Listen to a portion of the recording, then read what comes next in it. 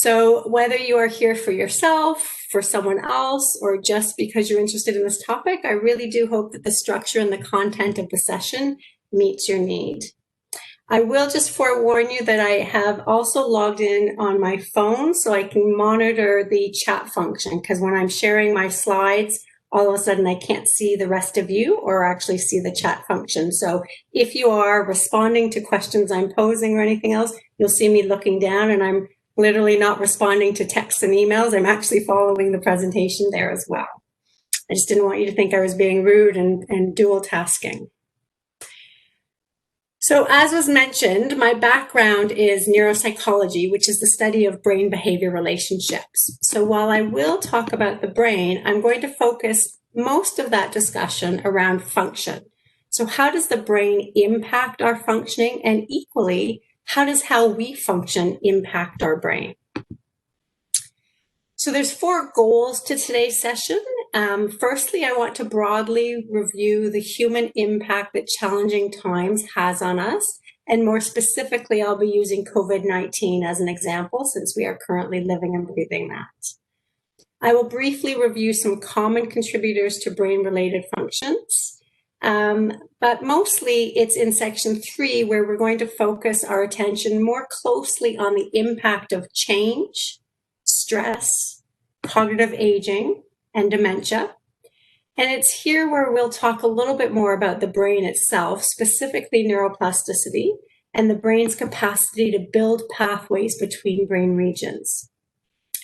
And so throughout the discussion of topics 1, 2, and 3, I'll be sprinkling in a variety of suggestions and solutions. And then by the end, hopefully I can pull it all together in what I hope will be a set of simple and positive tips for everybody.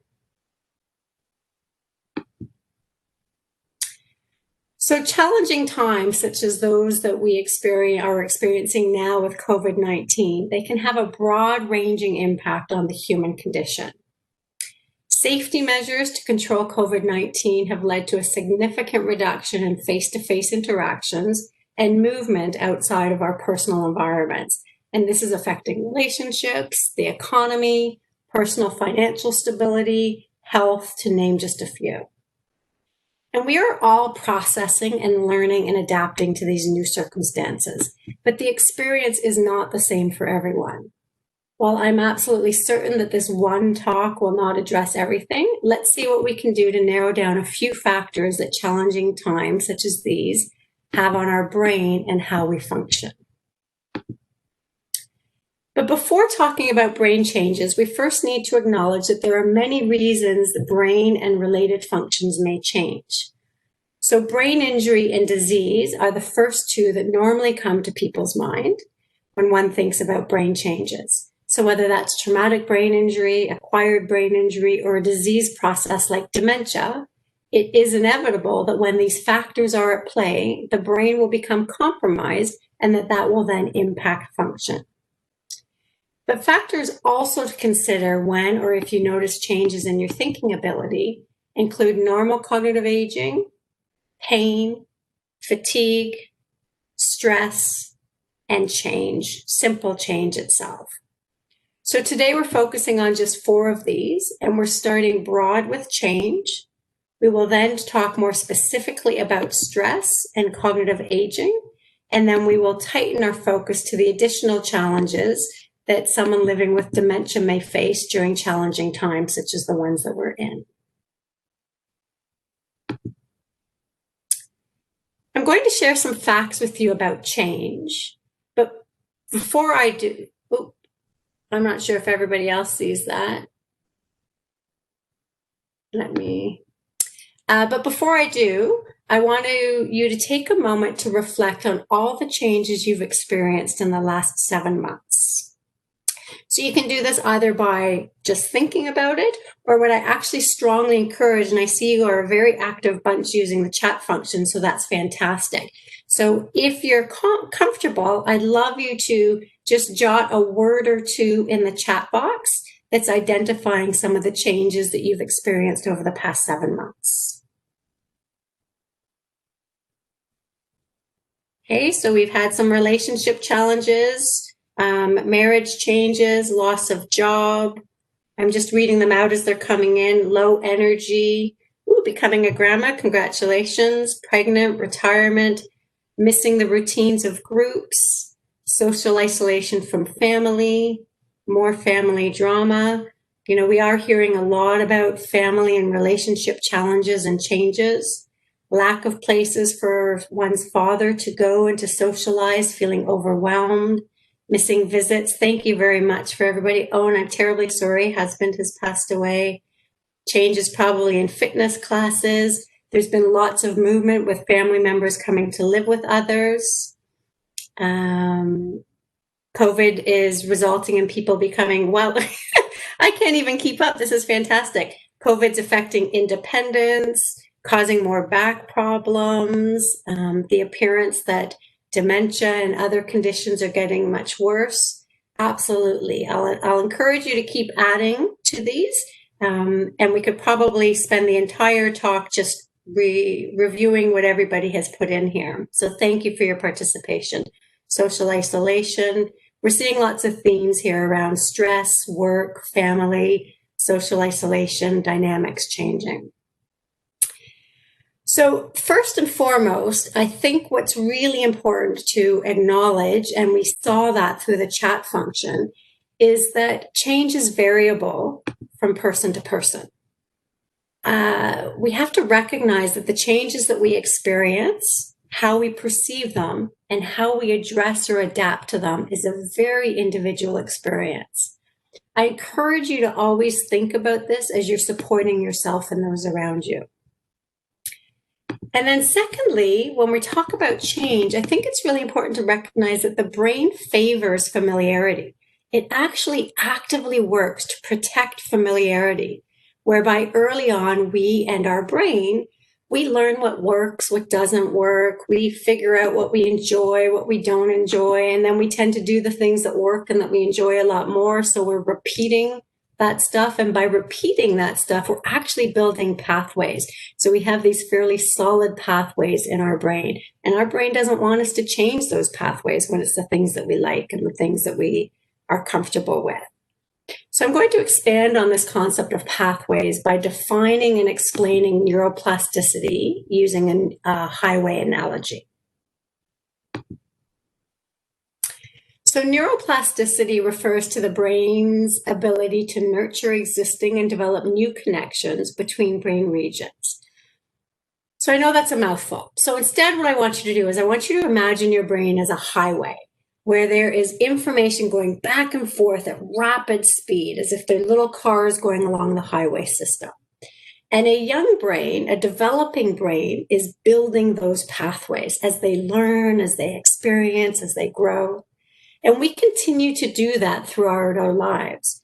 But when the brain starts to change for any of the reasons that I've mentioned earlier, it's as if we start to build cracks and potholes in those highway systems. So information can't go back and forth as fast and as smoothly as it used to. And then eventually, for some people, depending on the cognitive changes they're experiencing, or if there are other brain-related changes, the road may become in a state of disrepair, and information just can't use that pathway system anymore. It needs to build a new pathway, or it needs to learn to use a different pathway. So the question is, so what does this have to do with change? And so, as I mentioned, change is variable from person to person, and the brain is resistant to change, and it can cause this upheaval. And with the upheaval, the brain is actually working so much harder to try and incorporate that change into the existing framework, the current pathway system. Or they're trying to modify the pathway, and in some cases, as I mentioned, even build a new pathway.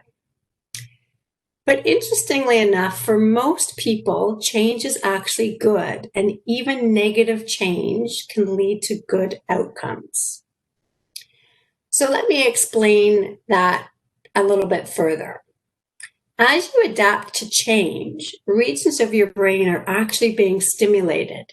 And with time and repetition of experiencing that particular change, it's actually leading to, unbeknownst to us, the building of new neural pathways. And that's a very active and positive process for our brain.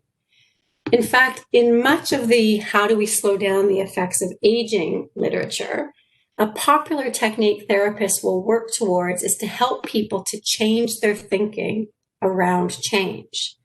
So what they're in fact trying to do is they're trying to encourage people to not be adverse to change, rather encouraging them to embrace it. But this is so much easier to talk about, and it's not that easy for a lot of people to do. In fact, there aren't many people who just open their arms wide and say, come on, change, bring it on. I'm going to give you a big fat hug. So what do you do? How can you embrace change? So just a few minutes ago, I asked you to think about the changes you've been experiencing over the last 7 months. So that's acknowledging the changes. It's really important to take an opportunity, sit down and reflect, perhaps discuss with your family members, your peers, your friends, what changes am I experiencing, and just get them out, probably get them out on a piece of paper. And what you want to then do is you then want to parcel them out, maybe write them out, as I said, and identify, which ones are here to stay. Maybe circle the ones that are here to stay. They're here to stay either because you like the change or because you can't avoid it becoming permanent. For example, certain circumstances with respect to COVID are making some changes semi-permanent at this point in time until we have a vaccine or a viable treatment. So as an example, as a result of COVID-19, we've had to come up with all kinds of innovative solutions. In a work context, many people have found ways to still do their work quite successfully from home. And I think actually a lot of people are starting to really like that. They're thinking, wow, I'm saving all of this time on commuting and on gas, and I can actually do a lot of my work in my pajamas, and that gives me more time during the day to do other things. So I think a lot of people are starting to like some of the changes. For those who are not able to have face-to-face visits with their loved ones as often or in the same way that they used to, many have adapted to put in phone call and FaceTime type programs. And while it's not ideal and it's not definitely the preference for many, there are some positives in that it's actually increasing. In many cases, it's actually increasing the number of touch points between loved ones or a loved one and a resident, somebody who is living afar or living in a senior living residence. So the key is to acknowledge the changes, identify which ones are here to stay because you like them or because you have no control over them, and then take baby steps towards adopting the changes. So solidify a small part, get comfortable with a small part of the change, and then add to it. And as you keep adding to it, you can actually make quite a big change, but it doesn't feel quite so overwhelming because you're doing it bit by bit. And when you adapt to changes in this stepwise, piece by piece way, what happens is not only does it make it less overwhelming, it makes it more manageable, and it often makes it much more sustainable. So people will stick to that change over a prolonged period of time. So really a big part of that key is to be consistent and to be repetitive. Do it over and over and over again, because now you're envisioning your brain as being a highway, and the more and more you're adapting to and using that change or embracing that change, you're helping to build a pathway and build up the foundation of that particular pathway. Another huge topic that we decided to tackle today is stress and its impact on the brain. And there are many different perspectives of what stress is. So what you consider to be stressful, I may not, and what triggers you may not trigger me. And even if we were aligned on both of those, how we address it and how we adapt to it may differ significantly. So while stress affects people in many different ways, for the most part, the broad understanding is that stress is bad, that it's not good for your physical, emotional, and cognitive well-being. The animal and the human literature certainly points to changes in multiple brain functions like mood, anxiety, memory, attention, decision-making. It points to stress, the fact that stress promotes brain inflammation, and that it can affect heart health, and in particular, chronic stress has been shown to affect brain cells, specifically in the prefrontal cortex. So as you consider all of that and think through your own stresses, I'm going to ask you 2 questions. I want you to reflect on them, and if you're comfortable, answer them in the chat box. So we'll take them one at a time. So question number 1, Is all stress bad? Feel free to answer yes or no, or I'm not sure. Okay, we are getting a resounding number of no's, so that's fantastic. No, so they say. I love that one. Yes. So most people acknowledge that not all stress is bad. So the next question to answer now is, does bad stress always lead to negative health outcomes? Okay, we're getting a bunch of no's again. We're getting some yeses. We're getting a little bit more variability. So all of a sudden, most people seem to agree that stress isn't bad, but when we start talking about bad stress, there's a little bit of inconsistency in the response. So I do like the response only if you let it, the personal experience and not my experience. So we're seeing lots of yeses and nos depending on how I choose to respond to it. So that's a little bit of a spoiler alert of what I'm going to talk to you about now. If you're not aware of the stress and you let it in, that certainly can make it worse. Absolutely. So I'm going to go with the answer that no, not all stress is bad, only because that aligns better with the rest of the talk that I've put together.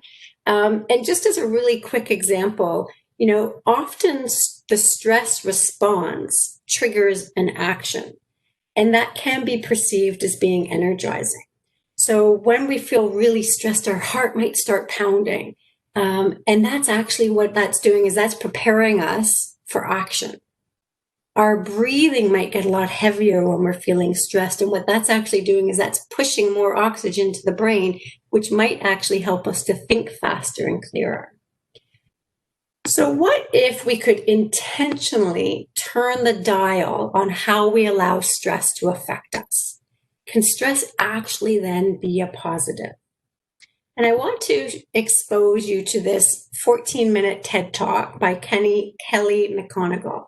I'm not actually going to show it here, but the link will be available after this session. And I do strongly encourage you to listen to it or watch it because it's very compelling. Kelly's a health psychologist, and she presents data that emphasizes how stress can be good. So data from a study, one example of data she presents is a study at Harvard that demonstrated that if you can change how your mind perceives stress, then you will actually change how your body physically responds to it. In fact, she argues that it's not the stress itself that leads to the harm, it is how you interpret the stress. And her entire focus of research has shifted from helping her clients to remove the stressors from their life to teaching them how to be better at stress, because there's positive effects that can come from stress if we can manage it well. So from her talk, you'll learn that reshaping your stress can have many positive physiological benefits.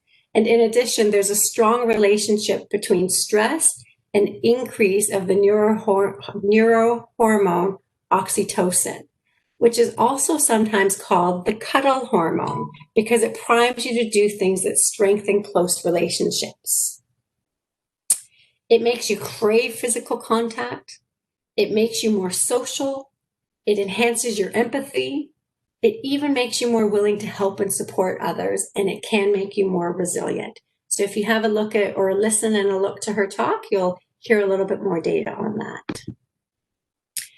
So to summarize, when we think about stress, so it's not too dissimilar from change. If you can think about turning the dial on stress, you want to acknowledge it, which is what I was encouraging with the change, rise to it or embrace it, as we were talking about with change, and then take advantage of it for yourself and for others, because there can be lots of good that comes from it. So now let's layer on cognitive aging. First, let's clarify what that is. Most people acknowledge physical aging, so changes in their hearing or their eyesight, changes in organ functions, changes in muscle and muscle mass and bone brittleness.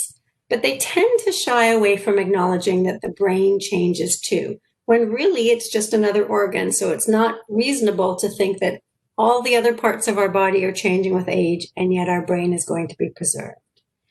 So just as when our eyes change, our sight becomes compromised, or when our bladder and kidneys age, we tend to get up in the middle of the night to go to the bathroom more often. As the brain changes or as it ages, we have changes in cognitive functions, such as memory and language. So there might be greater difficulty coming up with words or remembering information. As we get older and our brain changes, there's changes in attention and concentration. We may not be able to pay attention or concentrate for as prolonged periods of time as we used to. Information, we tend to process information at a slightly slower rate, and decision-making can become more compromised. And then also planning, organizing, and multitasking is another area of change where research has demonstrated when we compare aging brains, cognitive normal aging brains, to younger groups, that these are some of the more common functional changes that are not a reason to be concerned because they are part of the normal aging process. But then, of course, what happens if we layer dementia? We layer on dementia. So we've talked about change, we've talked about stress, we've talked about cognitive aging, and now we're thinking about this, the layering on of dementia, which is a brain disease that affects a variety of cognitive functions, and it is different to the normal aging process. And if we layer that on in the context of challenges brought on by COVID-19, it should not be surprising to hear that the two biggest contributors to the challenges those living with dementia face is, one, a decrease in easy engagement and interactions, and two, a decrease in contact with their support network, whoever that might be, whether it's a seniors program down the street or whether it's family visiting. There tends to be, as a result of COVID, there's been a decrease in that social network or interaction. So if we take that all into consideration, what might that lived experience look like from the perspective of somebody who has dementia and various cognitive challenges, and now we have changes in their social environment as a result of COVID? So it wouldn't be surprising if there would be increased confusion, having difficulty understanding, especially when the rules are changing constantly in terms of what the size of our bubble is and what we should and should not be doing, what is or is not open, how far we should be from people. It's not surprising that initiative, so already for those living with dementia, it might be harder for them to take initiative. And so under these circumstances, it might be harder because there isn't necessarily somebody right there helping to nudge them along. And what the tools are that are available, whether it's FaceTime or using phones, etc., to maintain those social interactions, those can be much more complicated for somebody with dementia. So there could be challenges that are brought on by, we now need to use these devices to stay socially connected, but the nature of the dementia might make it more difficult for them to do so, less confidence in using those particular tools. And then if we add in communication difficulties, so now maybe face-to-face was the interaction that worked best because it was an opportunity for them to read your lips and also read your body language, and there was touch involved. So now there might be increased communication difficulties, greater difficulty understanding what's being said and interpreting what's being said, and greater difficulty communicating their own wants because there's not the ability to do it in a face-to-face format. And all of this might lead to increased forgetting. You know, there are a lot of changes. A lot of us are having trouble remembering all of the new rules, etc. So add on a compromised brain as a result of a disease process like dementia. And that's certainly going to, or I would expect it's going to increase the degree of forgetting, and the degree of decision making is going to be much more difficult. And so these are some of the more common cognitive changes that are not only a part of the lived experience of somebody with dementia, but they tend to be, these are the ones that tend to be exacerbated as a result of COVID. And so how do these, so oftentimes people will mix up the terminology around what the change is itself and what the behavior is. So how do these very real and lived experiences of cognitive changes for those living with dementia during COVID, how might they manifest themselves in behaviors? What are some of the behaviors we're more likely to see as a direct result of the circumstances that we're all facing right now? So it wouldn't be surprising to me if somebody were to become much more anxious and irritable and agitated. We do know from research, especially some of the early research that was done in China in the early days of COVID, that there were significant sleep disturbances for those living with dementia during COVID. And that's going to certainly have a domino effect on all of the other functional areas. So the sleep disturbance might be not sleeping very well because they're unsettled, or there might be a greater tendency to get day and night mixed up. So they're awake more through the night and sleeping more through the day. There might be a resistance to support, especially there tends to be a greater resistance to support from the people who are closest to them, and that may manifest itself in terms of aggression, whether it's verbal or physical aggression. So saying things that are a little bit more harsh than they have been in the past, or literally if you're physically close to somebody and they're having difficulty communicating what they want, they can show you by pushing you away, but that might be perceived as being aggressive when in fact they're simply trying to communicate. We have certainly seen an increase in restlessness and wandering, and that's not the least bit surprising to me either, because when somebody's having trouble with their thinking and there's confusion about where they are or what they're supposed to be doing or maybe even who they are, our natural tendency, and we do this as well, we will start to wander looking for a trigger in the environment that will help to indicate to us what is it we're supposed to do. I mean, a lot of us have that situation where we go upstairs to get something, we can't remember what it is, so we go back downstairs and we're now looking around the environment to say, oh, I was going to read, I'm going up to get my glasses. So this, without the verbal language or what makes sense, this is often what's happening with people living with dementia. The increased confusion creates a situation where they might be moving around or opening and closing cupboards because they're looking for a trigger that's going to prompt them in terms of what they're supposed to do or where they're supposed to be. And then, of course, with the changes in face-to-face interactions and the restrictions and certainly the increased health vulnerability of moving about their outside environment as well, there's a greater likelihood, especially those who are more cognitively compromised, to become much more isolated and withdrawn.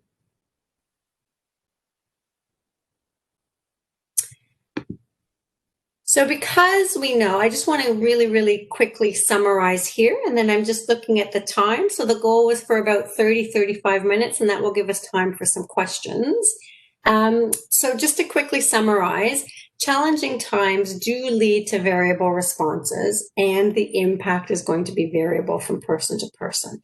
And change and stress are best managed by acknowledging it and embracing it. So try to see the good and try and turn the dial in terms of there's some things that we can't change about our current circumstances, but what is within our control and how can we embrace that and make it work?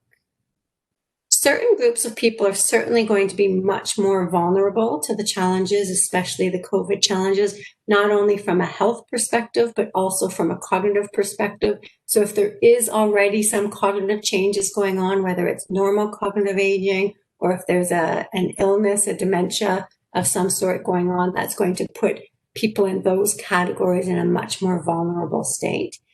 And it's really important not to ever assume that people are coping the way you are, because they probably aren't, and they're coping in a different way. But the reality is we can all learn from each other, and it's really important that we reach out and we support one another, because we know that loneliness can kill.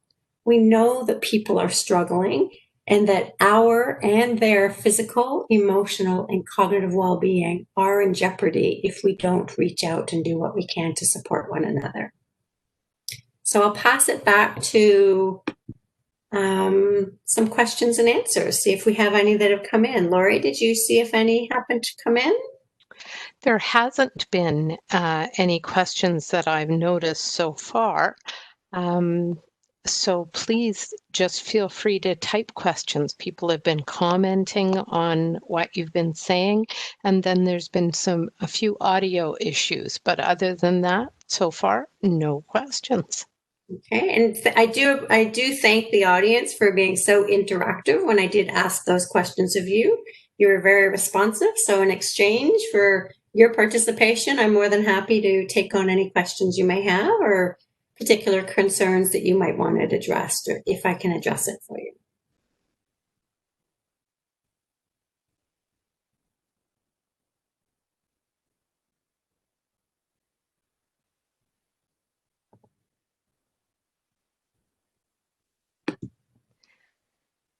Now they're coming in. So some suggestions, Dr. Palmer, things to keep the brain as active as possible. Okay, fantastic. What I'm going to do is I'm just going to end the slideshow so that you're not all stuck with just seeing a big screen there of a Q&A.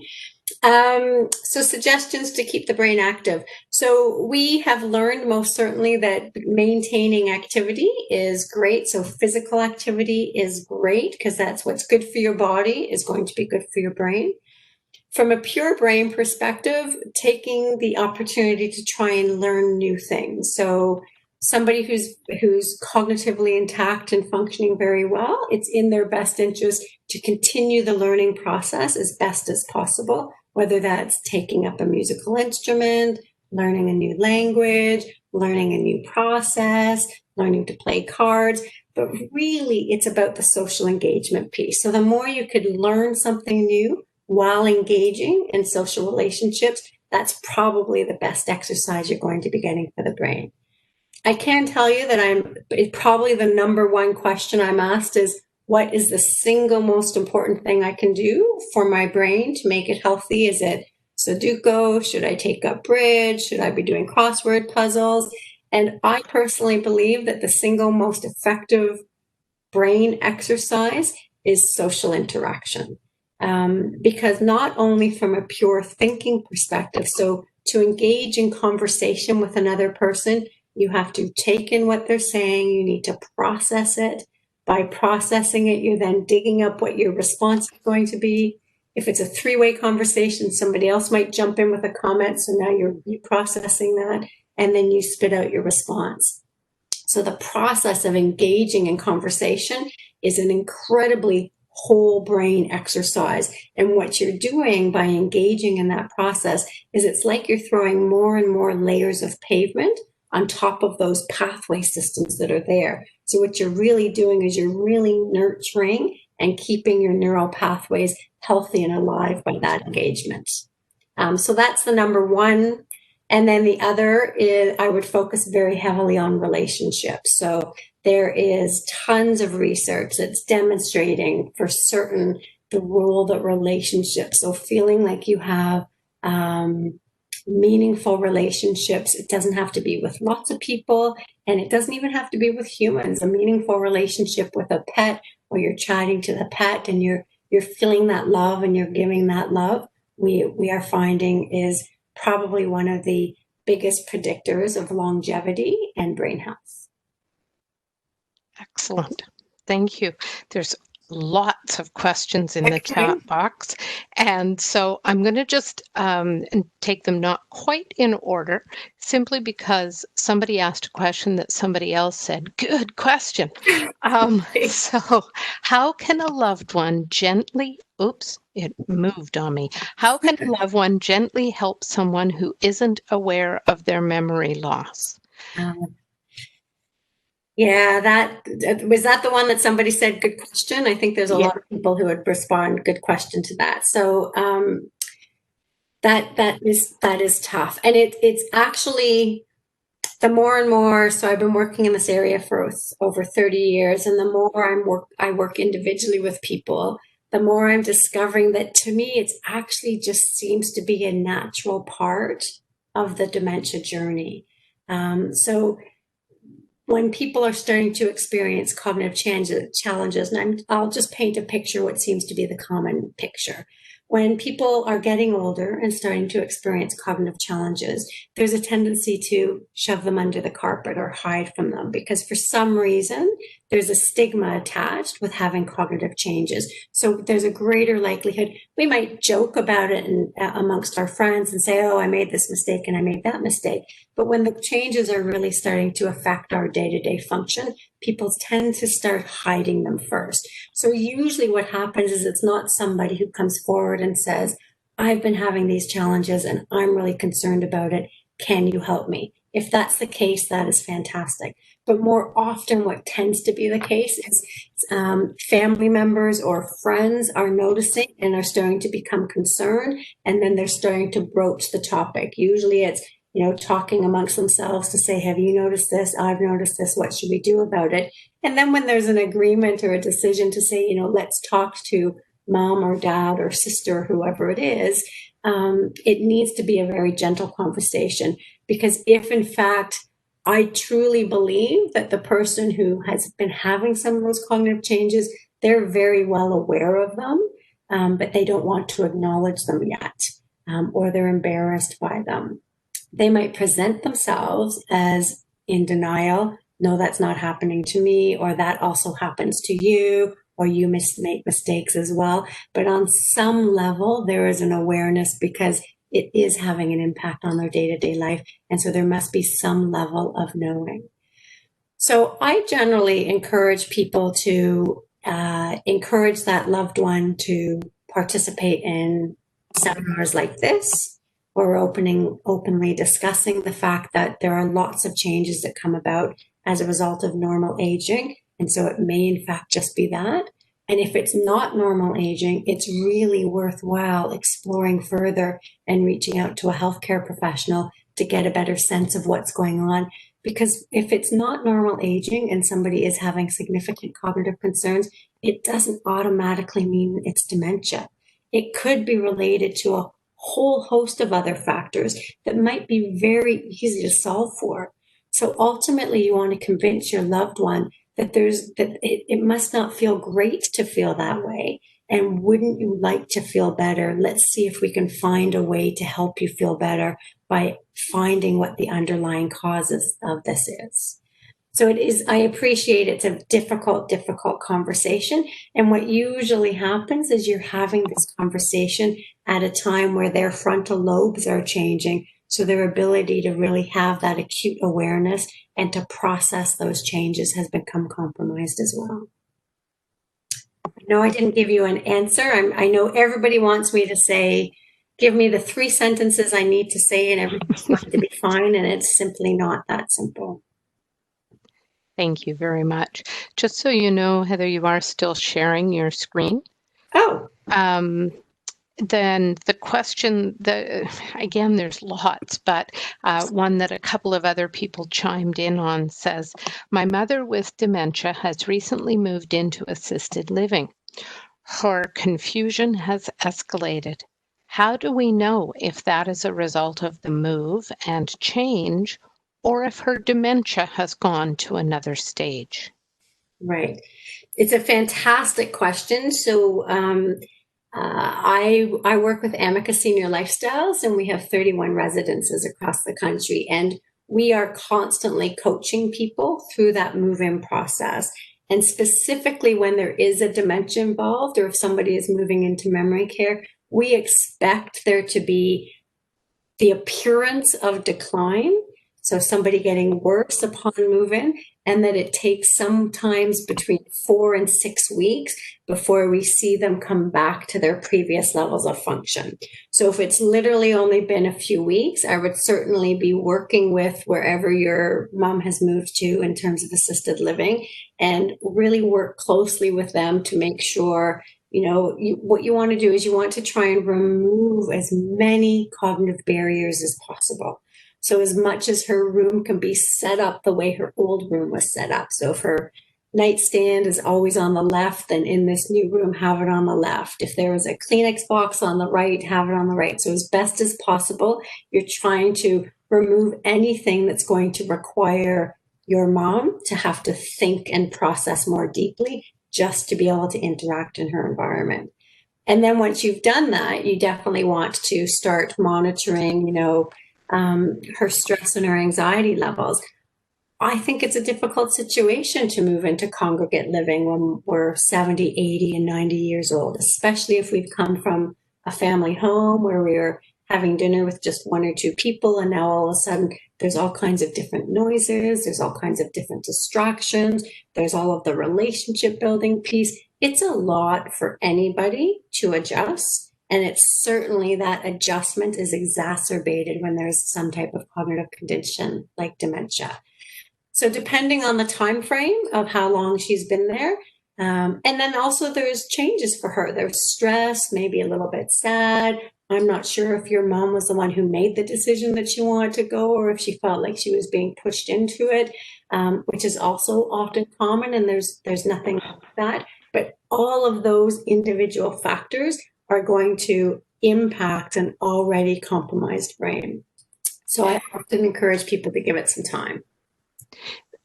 This person follows up, I wasn't allowed to set up her apartment because of quarantine. So perhaps connecting with the director of care and suggesting some things, maybe they could send you some pictures of what the room looks like, and you could make some suggestions of things that might make it a little bit more familiar to your mom.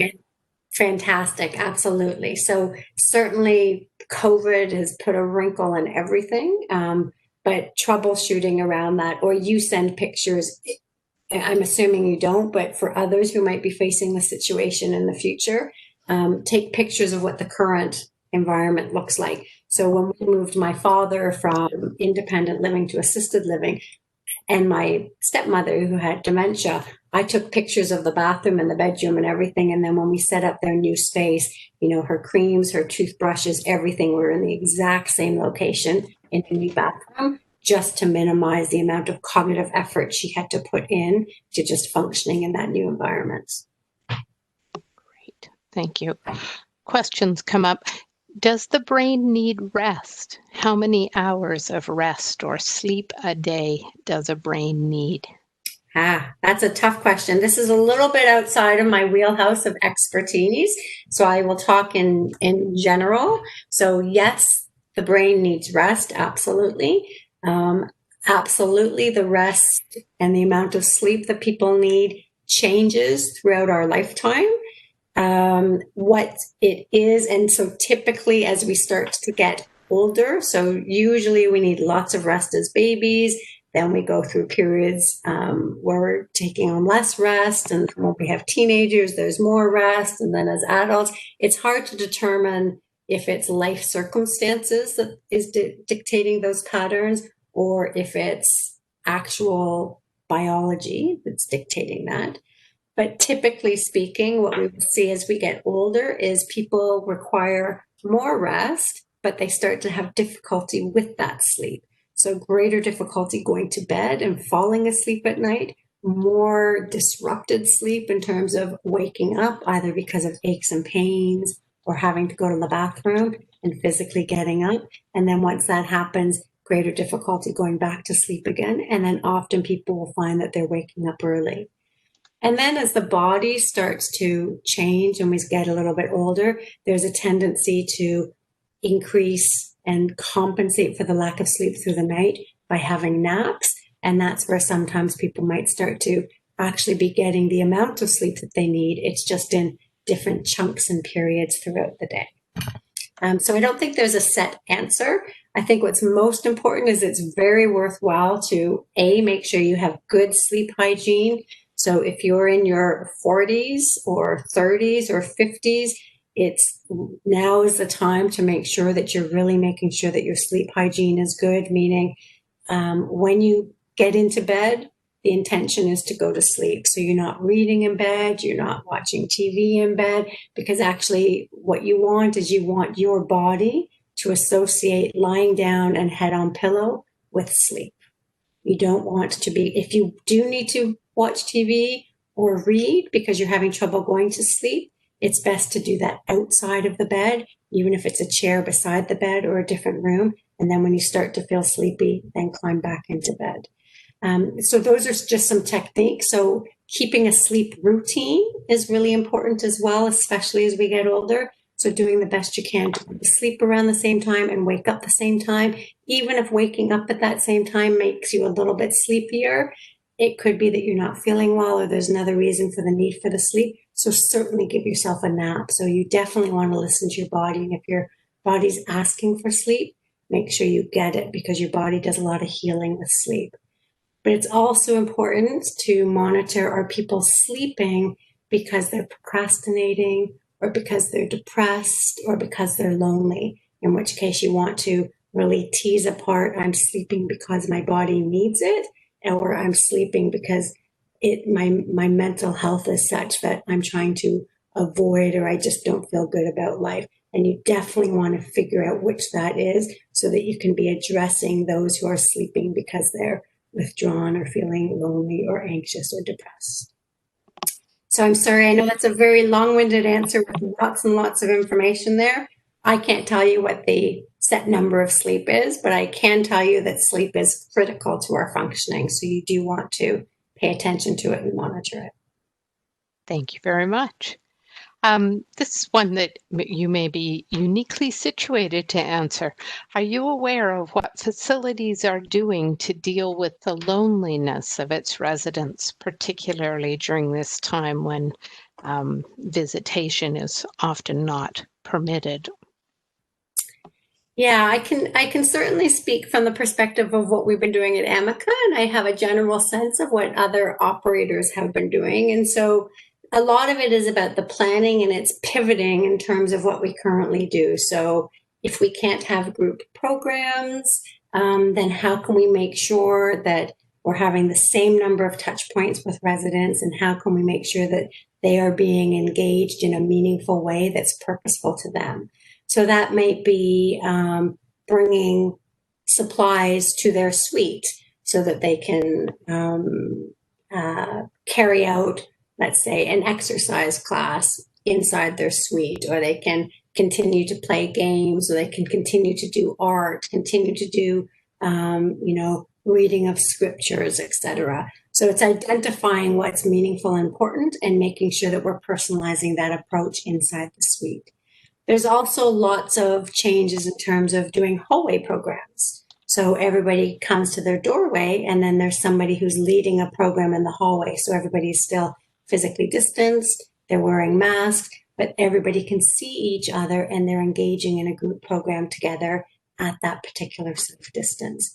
Similarly, when the weather was nicer, and even still for a little while, lots of outdoor programs, so which are safe. So whether it's people standing on their balconies looking out. So there have been a lot of exercise classes that happens where we have an exercise expert or a musician, a musical performer, standing outside in a courtyard or even on the street, and people are at their windows and at their balconies executing. And then because it's so important, we do have trackers. So we're identifying what programs are happening for each individual, and making sure that there is variety and that there's a minimum of 5 individual touch points with people who are isolated in their suite, because we recognize the importance of that human interaction. And then the last one I'll mention is a huge increase in phone programs. So setting up systems where it's very easy for family members to sign up for a particular appointment, and during that appointment, the loved one living in the residence is facilitated with using FaceTime or other type of video platform. So really trying to help to maintain the connection and support the connection between loved ones living in the residences and their family members, because we know that's important. To the extent that we had one resident who had lunch every day with her daughter, and in fact, with her daughter not being there, would not eat. So in fact, we had an extra tablet, and the daughter had a FaceTime lunch with her mother every single day. So that was able to continue. Well, this one fits nicely from that. What do you replace social programs with when technology or virtual options are a barrier? So I'm not sure if the person who asked that question can clarify, is that when a person is living on their own at home, or are they living in an environment where there's others who can help support to make things happen? At home. at home. So that is the part that is the biggest challenge for sure. So if and I'm not sure, is the individual able to initiate a phone call or pick up the phone when it rings? No. No. So I think this is where it's really important to start to balance quality of life against some rules and regulations, not to suggest we would ever breach those rules and regulations, but in that particular circumstance, trying to source out amongst family and friends, is there a COVID safe way that you can increase the number of interactions inside the home? Or is the person able to come outside of the home and then there can be an outdoor walk, some sort of outdoor social engagement? And especially if that was part of their normal routine. So let's say the individual was very dependent on walking to the grocery store every single day, or going somewhere for some purpose.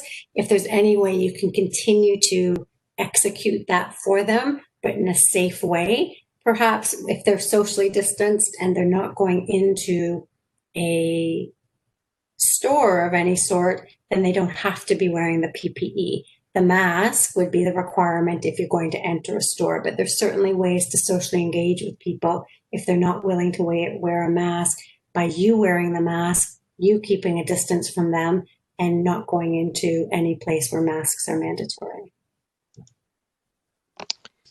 That's great. Thank you very much. And then I noticed one comment is, can't family wear PPE? Absolutely. Like we have to really think about the quality of life and the mental well-being. And I don't think that I think we're going to see greater negative outcomes by people who are feeling isolated than we might from COVID itself if we don't try and come up with innovative ways to make that work. So certainly a family member visiting, if they are very familiar with wearing the proper mask and goggles, and they're possibly gowned or they change their clothes as soon as they get home, then there's no problem not only entering the space, but also getting a little bit closer. But if you do keep that physical distance, then that's the safest method. Thank you. Lots and lots of thanks coming in. There's just so many questions that we're not able to get to, so I really thank everyone. I just want to finish up by showing a couple of our upcoming webinars, and also to note in the links and resources that I shared was a link to Amica Lifestyle's website. And Dr. Palmer and the team at Amica do webinars quite regularly. So I know, Dr. Palmer, a couple of people have commented that they would like to have you again. And so I wanted to make sure that people knew that that was an option to check out the Amica website. For our upcoming webinars, we have one coming up. Oh, and I apologize, I didn't change the date. It's not October 7th, it's October 21st. So next Wednesday is Delusions, Hallucinations, and Visual Mistakes. And then the one the week following is More Than a Visitor. It's Care Planning in a Changing Environment. And that's a co-presentation that we're doing with Family Caregivers of British Columbia, and it will be on their Zoom platform. You can find information about that on our website. We also have tele-support groups for caregivers. So please, if you would like to meet with a group of people who are walking a similar journey to yourself, there's a variety of different days and days of the week and types of groups. Please just call our First Link Dementia Helpline. There's people there Monday to Friday. Our English services are 9 a.m. to 8 p.m. And really encourage you to call if you have any questions or concerns about dementia or memory loss. There's trained staff and volunteers on that at the other end of the line and who'd be happy to answer your questions. And also you can sign up for webinars, you can sign up for the telesupport groups. And so I just thank you very, very much, Dr. Palmer. That was just an absolute joy to have you present to us today. Thank you. Thank you very much. And I got all excited about your webinar that's next week, so I've already signed up and I have it in my calendar. That's wonderful. Great. Well, thank you very much, everyone. Just being very mindful of the interests of time. It's 3 o'clock, so thank you for your participation. We will have this recording up on our website no later than a week from now, probably sooner, but certainly no later. And just really encourage everyone to take just a couple of minutes on that feedback survey. That's really, really helpful. Thank you very much and good afternoon. Thank you. Bye-bye. Bye.